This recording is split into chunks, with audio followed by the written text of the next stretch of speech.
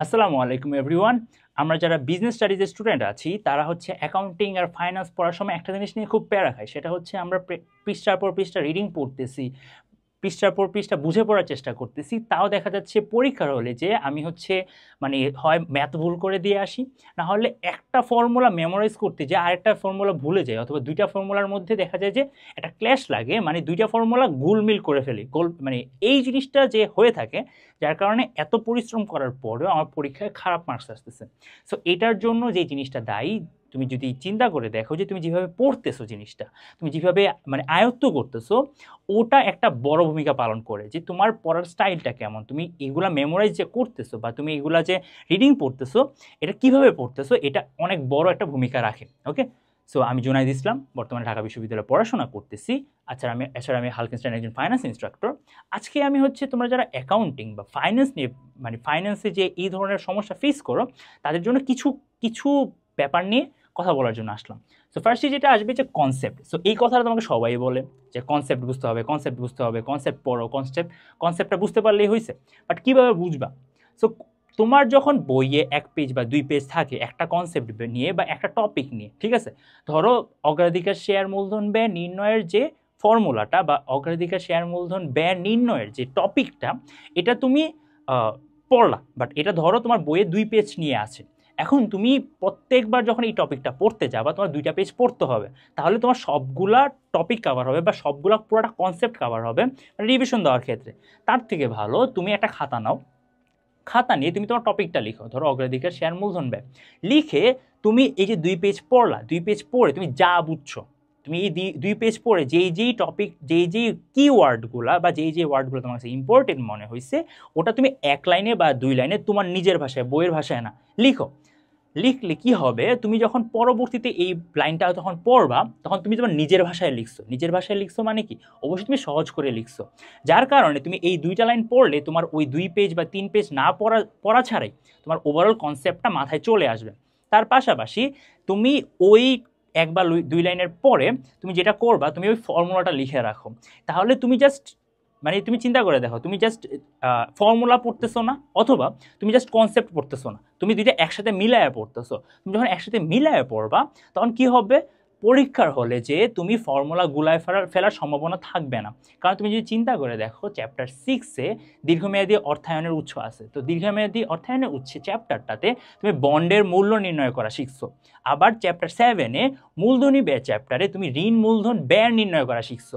So ঋণ মূলধন ব্যয় আর ঋণের বর্তমান মূল্য বা বন্ডের বর্তমান মূল্য, এই দুইটার মধ্যে একটা প্যাচ লাগার সম্ভাবনা থাকে, কারণ দুইটাই বন্ড রিলেটেড। সো এই ধরনের যে মানে গোলমালগুলো যদি না লাগে, তার জন্য কি করতে হবে, তোমার সবচেয়ে বেশি চেষ্টা করতে হবে তুমি কনসাইজলি পড়াশোনা করো, একটা পেজের মধ্যে জিনিসগুলো রাখো।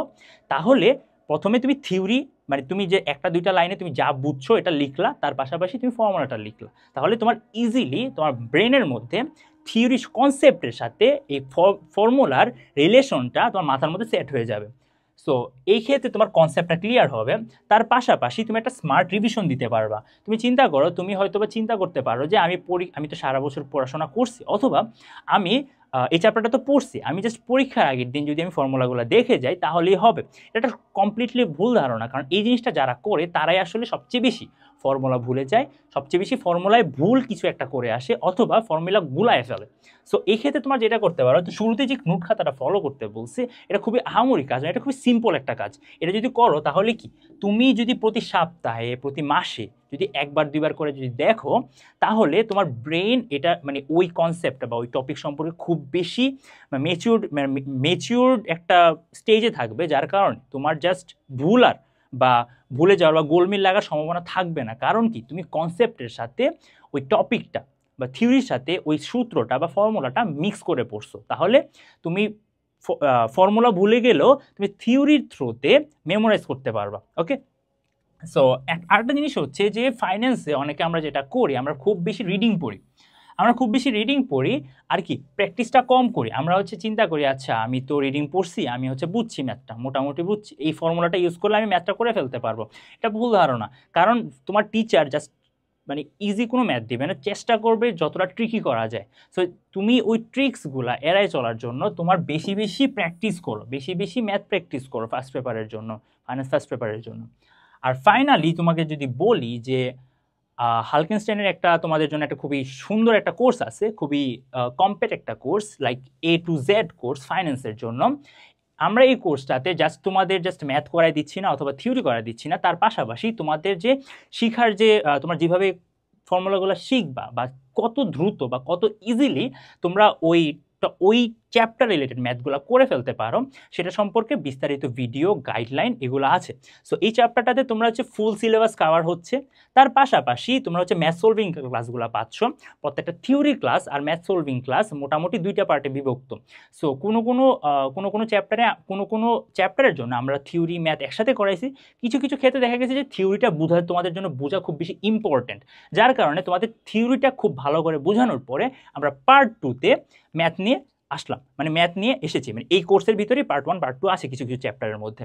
আর রেকর্ডেড ক্লাস যেহেতু 35টার বেশি, সো তোমরা বুঝতেই পারতেছো যে এই কয়েকটা ক্লাস করার মাধ্যমে, ক্লাসগুলোর ডিউরেশন মোটামুটি বড়ই, সো এই কয়েকটা ক্লাস করার মাধ্যমে তোমার প্রত্যেকটা চ্যাপ্টারের উপর একটা ইজি কনসেপ্ট মাথায় আসবে। আর কত ইজিলি তুমি একটা ম্যাথ করতে পারো বা কত কত ইজিলি তোমরা একটা টপিক বুঝতে পারো সেটাও কি ডিপেন্ড করে।